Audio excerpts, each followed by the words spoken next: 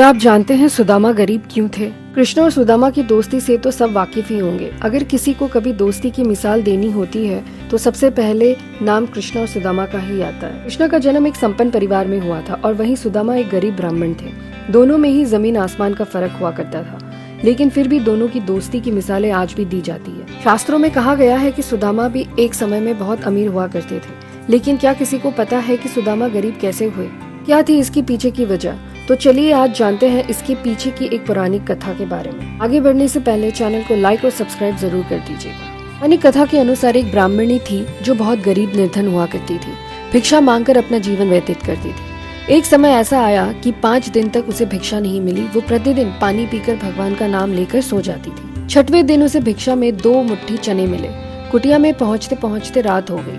ब्राह्मणी ने सोचा, अब ये चने रात में नहीं खाऊंगी, सुबह भगवान को भोग लगाकर फिर खाऊंगी। ये सोचकर ब्राह्मणी चने को कपड़े में बांध कर रख दिया और वासुदेव का नाम जपते जपते सो गई। लेकिन कुछ समय बाद कुछ चोर चोरी करने के लिए उसकी कुटिया में आ गए। इधर उधर बहुत ढूंढा, चोरों को कुछ नहीं मिला, लेकिन वे चनों की बांधी पोटली चुरा कर ले गए, क्योंकि उनको उस पोटली में सोने के सिक्के लगे।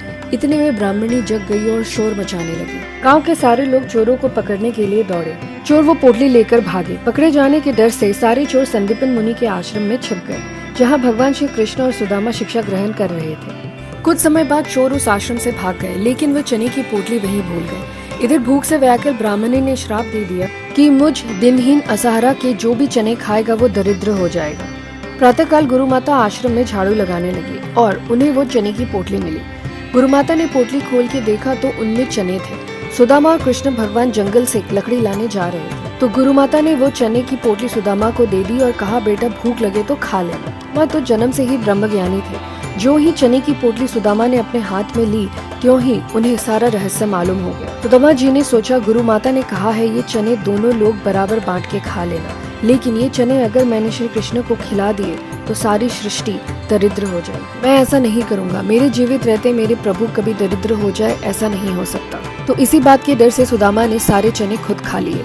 दरिद्रता का श्राप सुदामा ने स्वयं ले लिया, लेकिन अपने मित्र श्री कृष्ण को एक भी दाना चने का नहीं दिया। ऐसे निभाई सुदामा ने अपनी दोस्ती और खुद बन गए गरीब। आपको जानकारी पसंद आई हो तो चैनल को लाइक और सब्सक्राइब जरूर कर दीजिए।